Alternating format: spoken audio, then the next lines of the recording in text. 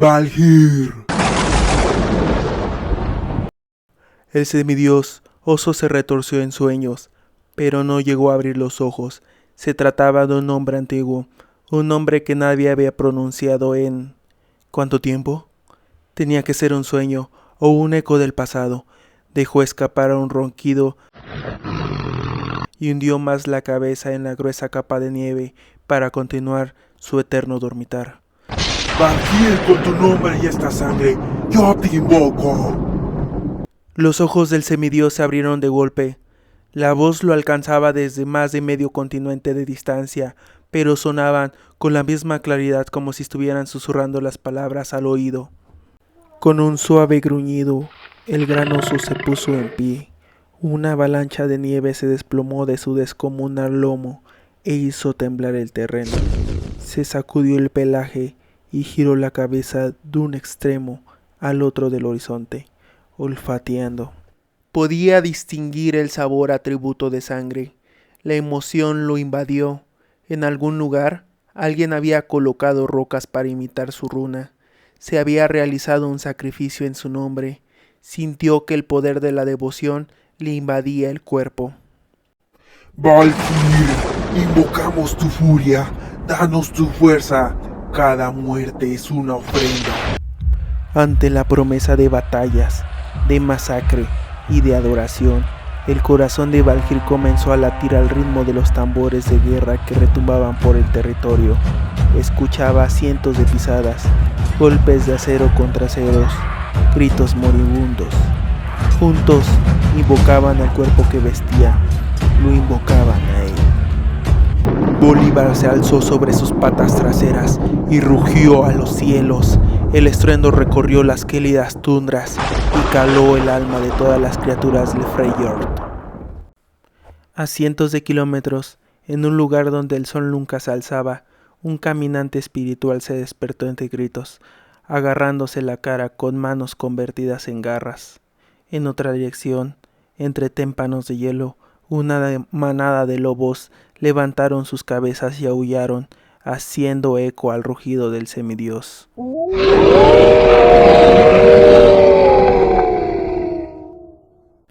Y en otro lugar muy lejano, un grupo de hombres de las tribus, en torno a un fuego, guardó silencio, con el corazón desbocado de repente. Amigos intercambiaron miradas hostiles. Se derramará mucha sangre. Bolívar se dejó caer sobre sus cuatro patas y se lanzó hacia adelante.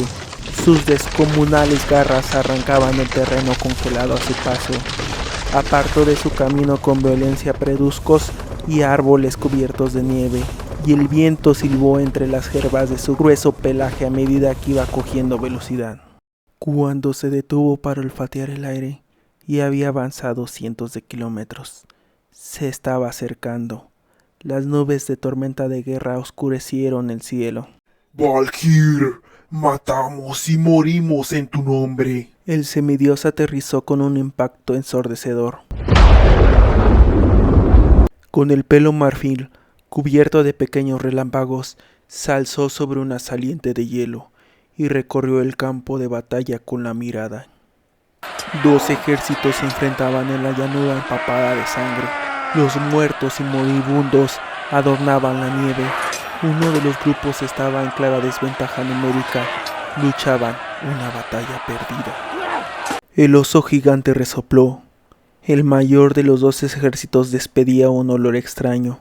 Los humanos que luchaban en ese lado vestían hierro oscuro y portaban un estandarte carmesí. Gruñó al darse cuenta que no eran freyjordianos, sino debiluchos de tierras donde la nieve ya no conseguía cuajar. Apretó la mandíbula y un relámpago salió despedido de él, impactando en medio del campo de batalla. Con una explosión ensordecedora, quiso saltar por los aires a guerreros de ambos lados. ¡Valkyr! ¡Valkyr! Bolívar centró su mirada, ahora nublada por la ira, en aquella que no cesaba de gritar su nombre. Era una mujer mortal, envuelta en pieles, que le devolvía la mirada con la cara manchada de sangre. Con una salvaje sonrisa, alzó un par de hachas ensangrentadas hacia el cielo en modo de saludo. Muchos combatientes habían parado de luchar y contemplar al semidios sobrecogidos y horrorizados, pero Bolívar solo prestaba atención a la mujer. Era su corazón el que había invocado la tormenta. Balhir gritó alzando de nuevo sus hachas. Con estas muertes honramos, dijo ella. Tras una última muestra de deferencia, la mujer regresó al combate y embistió contra sus enemigos con las fuerzas renovadas. Bolívar dirigió la mirada a sus rivales, los forasteros, el enemigo, y con un rugido cargó hacia ellos. Embistió contra los invasores como si se tratara de un descomunal arete. Envió a muchos de sus frágiles soldados por los aires. Se escuchó el crujir de huesos, la sangre salpicada, los aridos de los moribundos. Todo se acabó apenas en un instante. Frente a la furia descomunal del oso divino, la determinación del enemigo se esfumó. El primero de ellos se dio la vuelta para echar a correr. Pronto se convirtió en una retirada en masa y luego en una masacre. Los peruvianos se movían por la furia salvaje de Bolívar, persiguiendo al enemigo como lobos, aullando al par que avanzaban en la nieve. Bolívar, con las fauces chorreantes de sangre, contemplaba la matanza con satisfacción. La mujer que lo había invocado cayó de rodillas como reverencia e inclinó la cabeza. «Oh gran Balhir», proclamó, «soy la comandante Wright». La mano ensangrentada. «Tu intervención ha salvado nuestra ley». Entonces, cuando la sed de sangre de Bolívar comenzó a mimar, el oso reparó por primera vez en las granjas y casas de piedra que se alzaban alrededor. Entornó la mirada y contempló de nuevo a la mujer arrodillada. Era casi 4 veces más alto que ella e iba creciendo más a medida que revivía su furia. Su descomunal silueta estaba sembrada de cicatrices antiguas y heridas nuevas. Eran marcas que lucía con orgullo. Sus enormes garras chorreaban sangre y vísceras. Las ganas de destrozar y despedazar regresaron con fuerza. Le dirigió un rugido a la comandante, palabras que ella no alcanzó a comprender. Ella levantó la mirada, confundida. Estaba claro que la lengua antigua había caído en el olvido. «Ponte en pie», pronunció el oso en el joven enredo que tenía como idioma. Un guerrero no se arrodilla ante nadie. Su mirada se detuvo más adelante, en el valle. Un peligroso rugido nació de su interior, que anunciaba la promesa de violencia.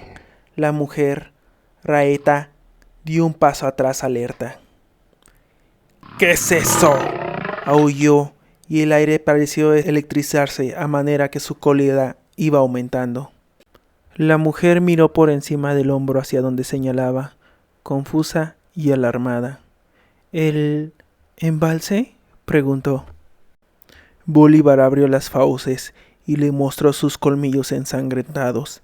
Ese era su río y había fluido con libertad desde antes de la llegada de la humanidad.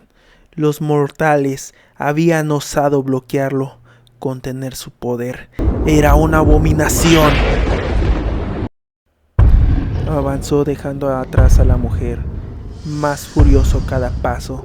Cuando alcanzó la burda estructura, su furia era una tormenta a punto de estallar, y el aire de la que lo rodeaba crepitaba. La comandante Raita y su grupo de aliados lo siguieron a una distancia prudente. El semidios saltó a las aguas poco profundas que se extendían frente al ensamble. El río apenas le cubría las garras, y eso lo enfureció aún más. Debería de fluir con la fuerza del trueno. Con un rugido arrancó las piedras de la construcción y liberó el torrente. Ahora sí fluía como debía, abriéndose paso en forma descomunal oleada. El poder del río se estrelló a su alrededor. Las aguas avanzaron por la llanura y se oyeron gritos El oso divino contempló con satisfacción cómo las casas de los ferrovianos quedaban reducidas a escombros, a montones de madera quebradiza y pilas de rocas. Los aldeanos agarraban a los jóvenes y corrían para huir de las aguas, que avanzaban destruyendo todo el asentamiento. Cuando no quedaba rastro de alguno de civilización, Bolívar se volvió hacia los ferrovianos. Estaban horrorizados por lo que habían presenciado.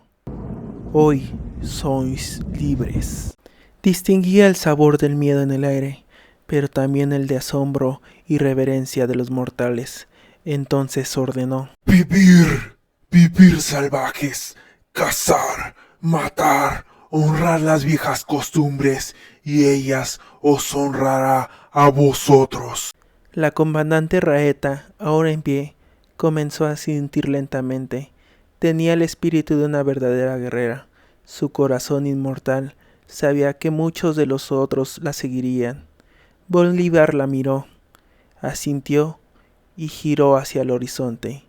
Había mucho trabajo pendiente. Nací en la guerra